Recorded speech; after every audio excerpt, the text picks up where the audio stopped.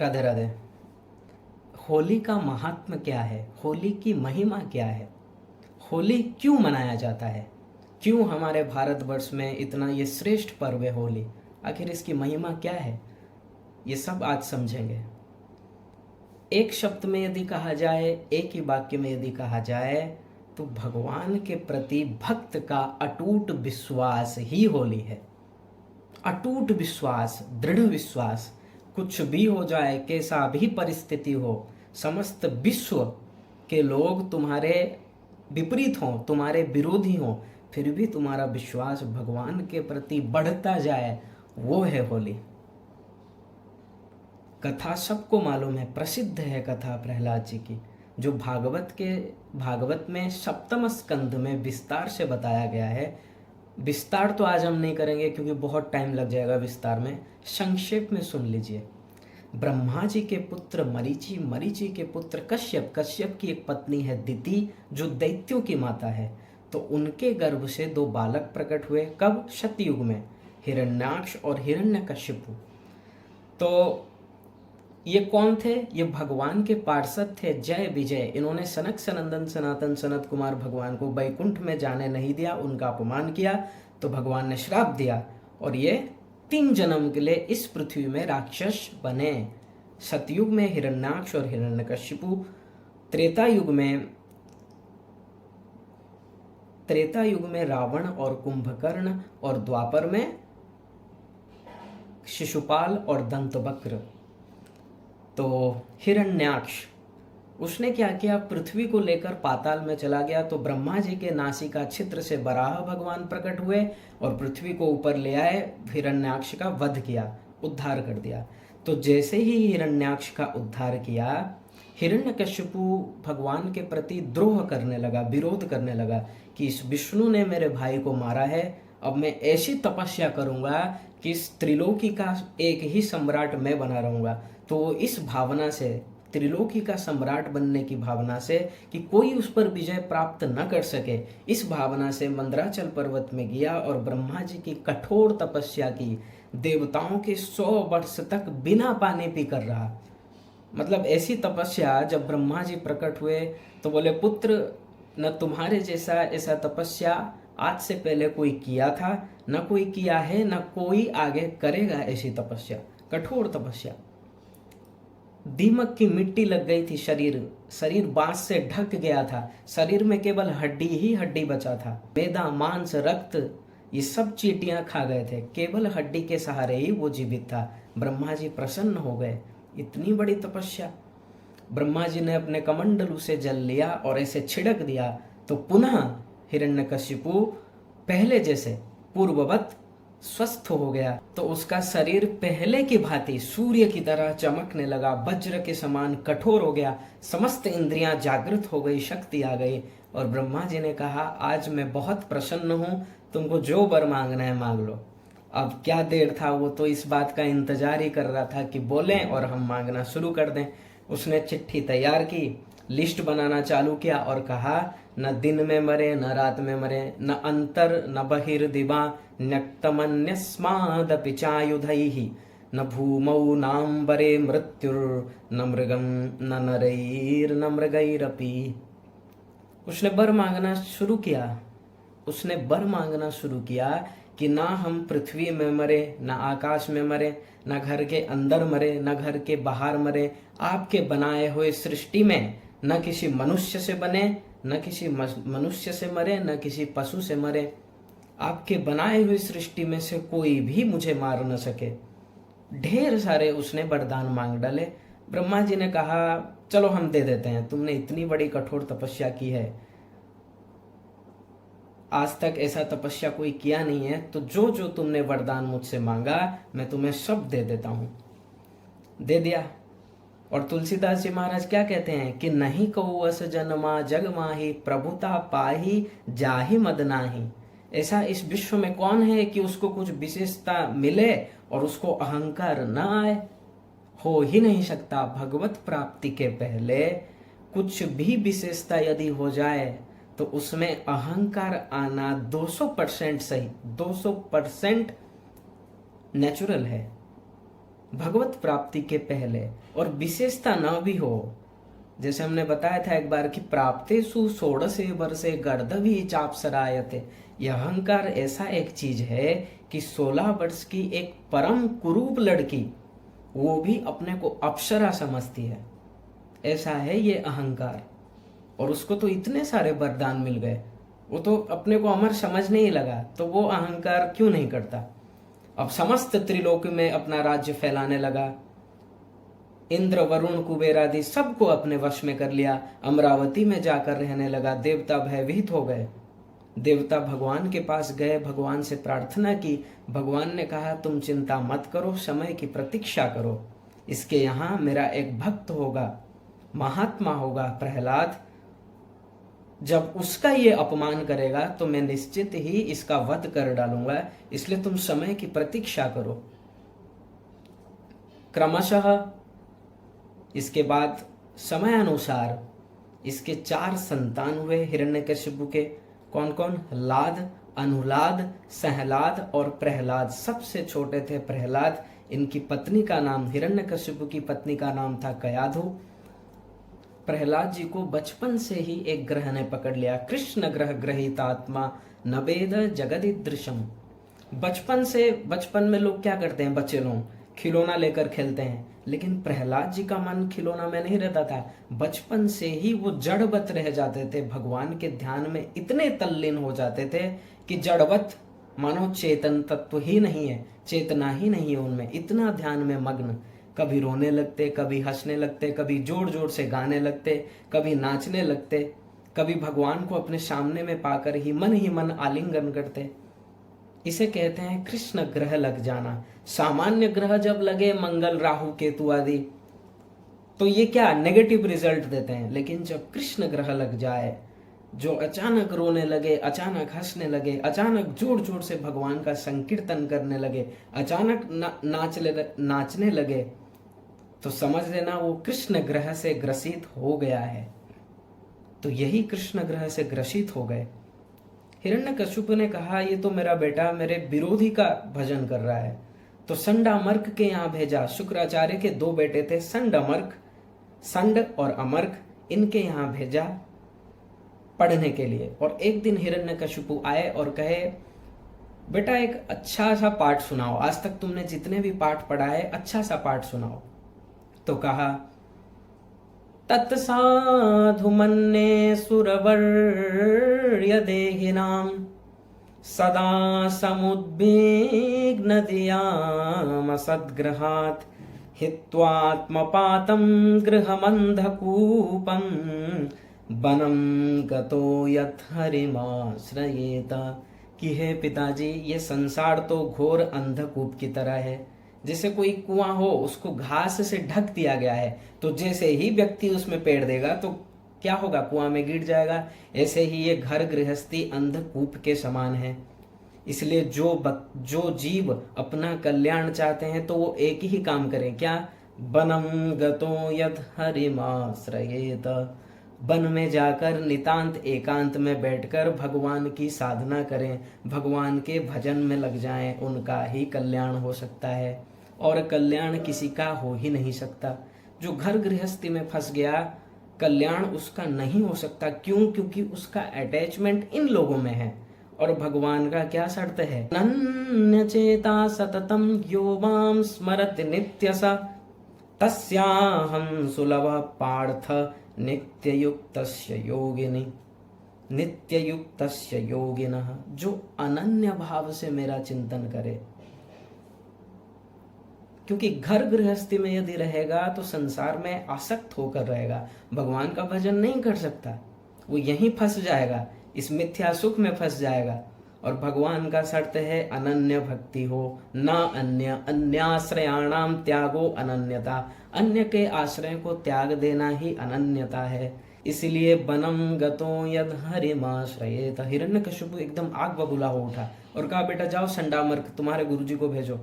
गुरुजी आए, हिरण्यकशिपु ने डांटा, ये क्या पढ़ा रहे हो मेरे बच्चे को तुम लोग? वो मुझे कहता है जाकर विष्णु का भजन करो, यही सब तुमने पढ़ा रखा है? बोले नहीं महाराज, हम तो आपने जैसा कहा था राजनीति, कूटनीति, अर्थनीति यही सब पढ़ा रहे हैं। आपने कहा था ग माने गणेश मत पढ़ाओ, हम ग माने गधा पढ़ाना चालू कर दिए। आपने कहा था क माने कृष्ण मत पढ़ाओ, हम कबूतर पढ़ाना चालू कर दिए। तो हम तो आपकी आज्ञा का ही पालन कर रहे हैं। बोले झूठ कहते हो, अभी अभी वो मेरे को कह रहा है कि जाकर विष्णु का भजन करो।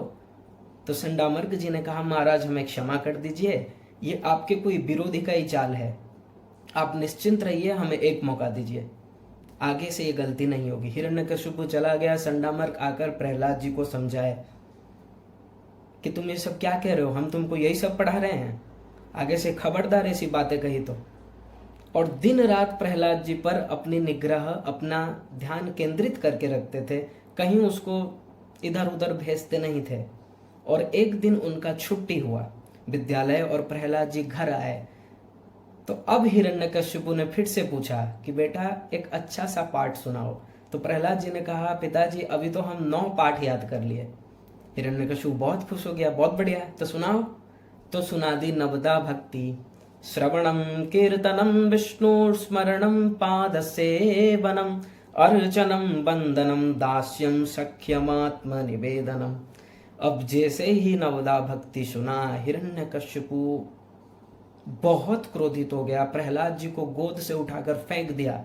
संडामर्क को पूछा ये क्या चल रहा है, तुम क्या पढ़ा रहे हो, ये सब सच सच बताओ नहीं तो अभी तुमको मार डालूंगा। तो संडामर्क जी ने कहा महाराज आप हमसे गंगा जल उठा लो, आप कुछ भी कर लो, लेकिन न मत प्रणीतम न पर प्रणीतम, न इसको हमने पढ़ाया है न ही किसी और ने पढ़ाया है। तो फिर नैसर्गिकीयं मतिरस्य राजन, इसने तो पढ़ाया ही, इसकी नैसर्गिक बुद्धि ही है भगवान की भक्ति में, हमने इसको नहीं पढ़ाया है। संडामर्क जी ने कहा महाराज हम नहीं पढ़ाए, हम तो दिन रात इस पर ध्यान रखते थे, न कहीं भेजते थे, लेकिन पता नहीं ये अपने आप ही ये सब ज्ञान बोल रहा है। तो इसको नैसर्गिक अर्थात जन्म से ही ये बुद्धि मिल रखी है, इसमें हम क्या करें। तब हिरण्यकशिपु को बहुत क्रोध आया। अब इसने कहा इसको दंड देना पड़ेगा। कारागार में बंद कर दिया, भूखा।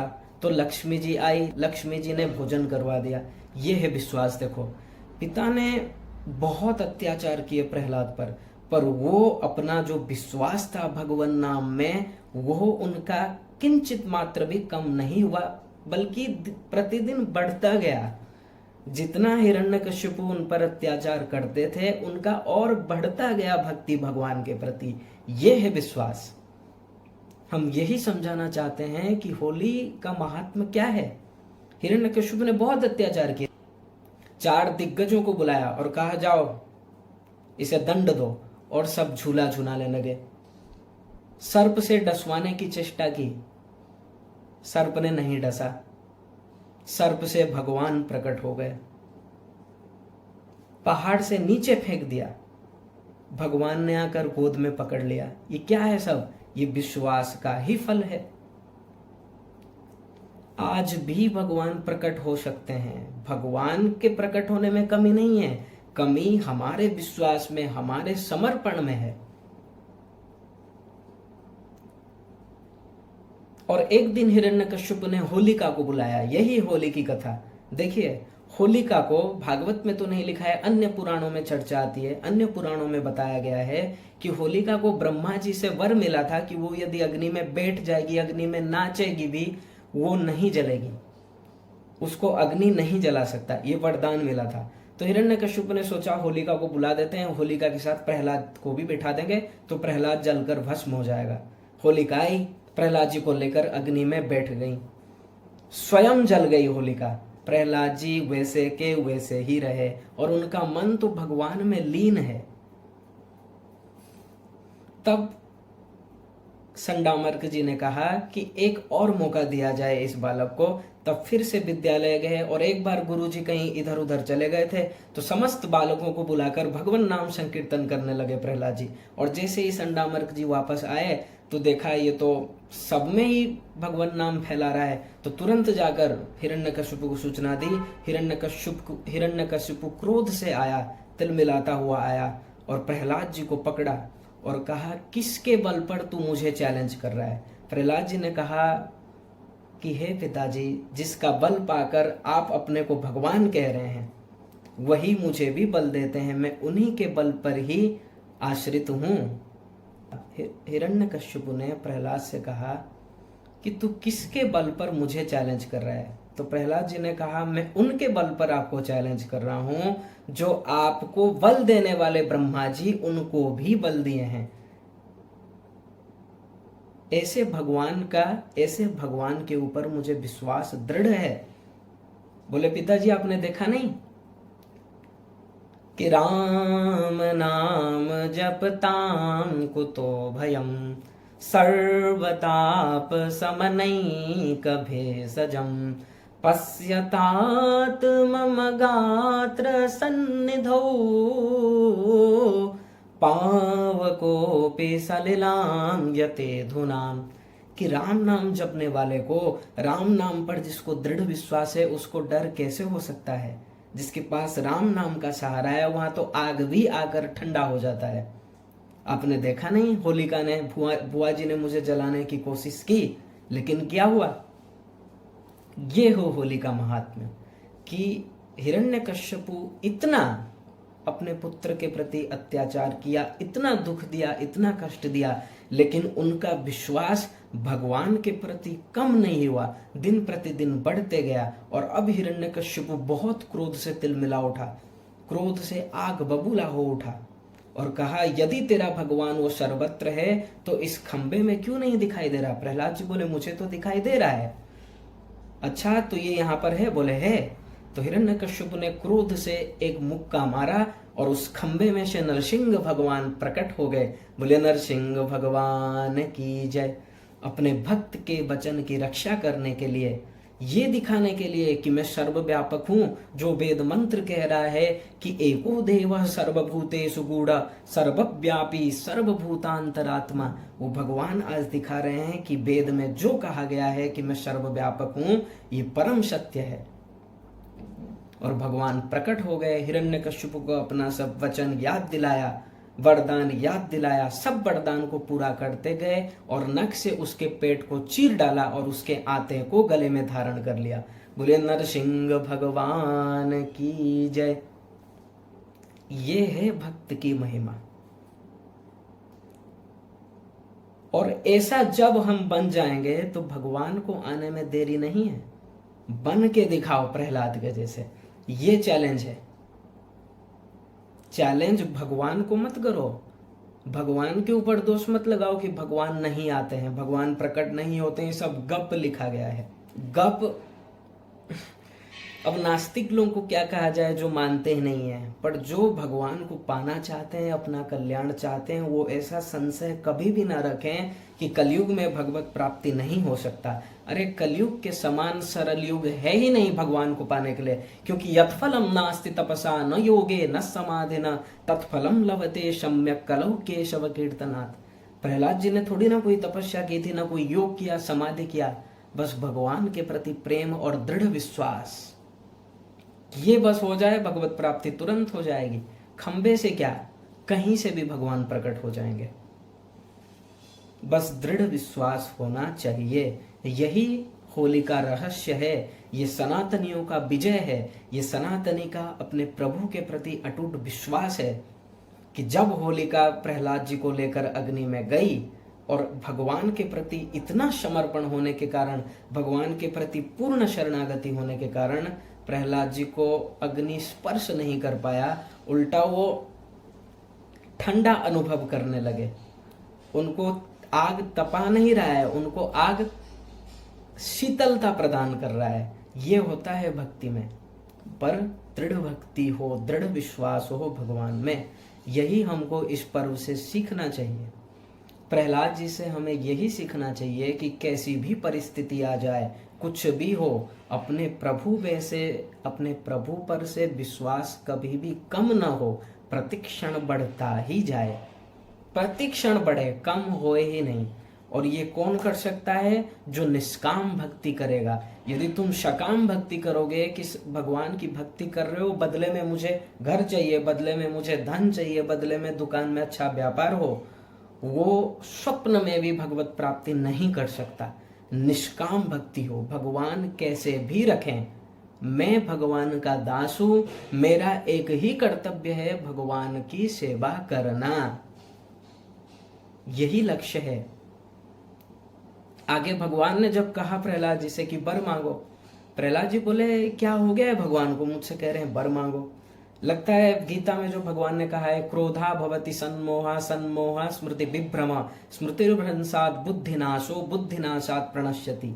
लगता है जो आग से अभी इस दैत्य का वध किए, इतने क्रोध में जो दैत्य का वध किए, लगता है इनका बुद्धि थोड़ा मोहित हो गया है, बुद्धि इनका काम नहीं कर रहा है।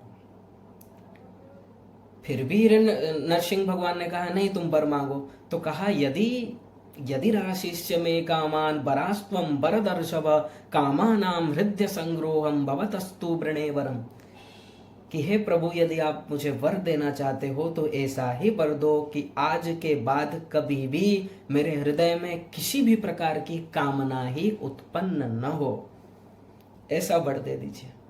क्योंकि आपसे, आपकी सेवा करके जो आपसे कुछ मांगे वो भक्त नहीं है तो क्या है, यस्त आशीष आशास्ते न सभृत्य सबई बणिक, वो बणिक है, व्यापारी है।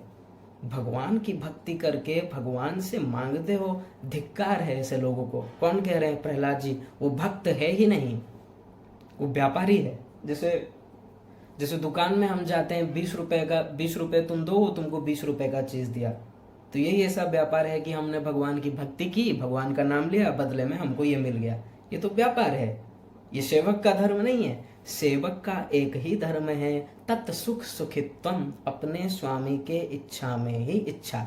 ये पूर्ण विशुद्ध प्रेम है, यही हमको प्रहलाद जी से सीखना चाहिए। इसलिए भगवान से कुछ भी मत मांगो, प्राण भी चले जाएं पर मांगो मत। एक चीज मांग सकते हो कि मुझे वो दिव्य प्रेम दे दीजिए अपना। क्यों दीजिए? क्योंकि मैं आपको, आपकी सेवा करके आपको प्रसन्न करूं।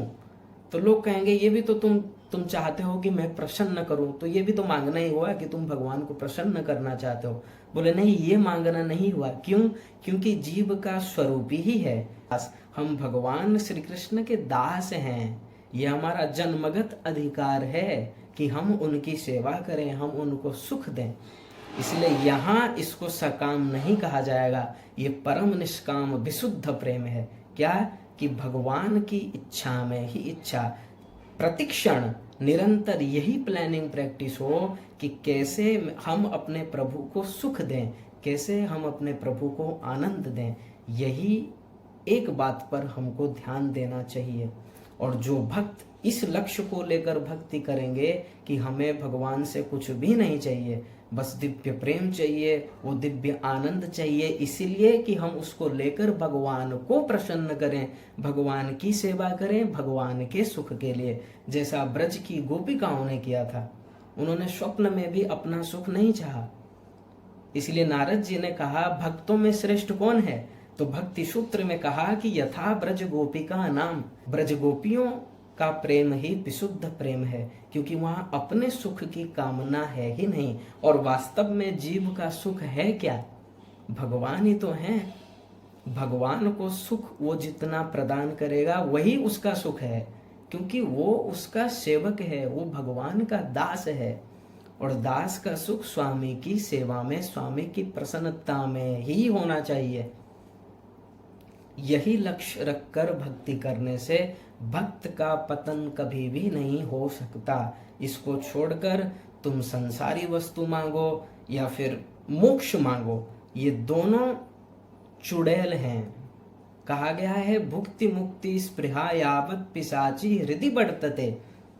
जब तक ये भुक्ति और मुक्ति, भुक्ति मतलब इस अनंत कोटि ब्रह्मांड का सुख, धन, ऐश्वर्य, भोग, इसकी कामना हो, और या फिर मोक्ष की कामना हो, साष्टि सामी पिसालो किसारो पिसायुज्य, ये 5 प्रकार की मुक्ति की कामना हो, तब तक वो भक्त है ही नहीं, वो वणिक है। क्या है? वणिक। प्योर भक्त, विशुद्ध भक्त का एक ही पहचान है कि अपने स्वामी के सुख में ही सुख। यही बात हमको प्रहलाद जी से सीखनी चाहिए। और कैसी भी परिस्थिति हो, अपना विश्वास भगवान से कम नहीं होने देना है। निरंतर हमारा विश्वास भगवान के प्रति बढ़ता रहे, तो आज भी खंबे से क्या, कहीं से भी भगवान प्रकट हो सकते हैं। ये 200% सही है, 200% सत्य है। यही बात हमको प्रहलाद जी से सीखना चाहिए और धारण करना चाहिए। और प्रहलाद जी हमको यही शिक्षा दे रहे हैं कि यदि भगवान नाम संकीर्तन पर, भगवान नाम पर दृढ़ विश्वास है तो बिल्कुल भी घबराओ मत। संक्षेप में आप लोगों को बताया गया। आगे जब प्रहलाद जी का चरित्र बताया जाएगा भागवत में, तो विस्तार से बताया जाएगा और भी आनंद आएगा उस दिन। अब बस इतना ही समझ लीजिए, होली मनाने का, होली क्यों मनाते हैं, इसका सार यही निकला कि प्रहलाद जी का भगवान के प्रति दृढ़ विश्वास था, दृढ़ शरणागति थी, इसलिए आग भी, अग्नि भी कुछ नहीं कर सका। तो हमको यही सीखना है कि भगवान के प्रति यदि दृढ़ विश्वास है, दृढ़ शरणागति है, भगवान के प्रति ही है। देखिए, भगवान के एरिया में अनन्य भक्ति होनी चाहिए, अर्थात एक पर ही दृढ़ विश्वास। और आज गणेश जी, कल शिव जी, कल राम जी, परसों कृष्ण जी, फिर दुर्गा मैया, फिर इधर काली मैया, ये सब नहीं। एक पर ही दृढ़ विश्वास हो। 10 के पास जाओगे कोई नहीं सुनेगा, इसलिए एक की शरणागति करो जो सुप्रीम पावर है, जो सुप्रीम लॉर्ड है।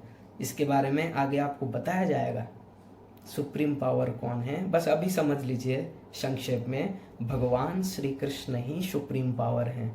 तो एक के शरण में रहो, बाकी सब प्रसन्न अपने आप हो जाएंगे। तो आपने समझा इस होली का महात्म्य, यही होली का महात्म्य है। तब से होली मनाई जाने लगी। ये सनातनियों का अपने भगवान के प्रति जो विश्वास था, उसका विजय उत्सव है।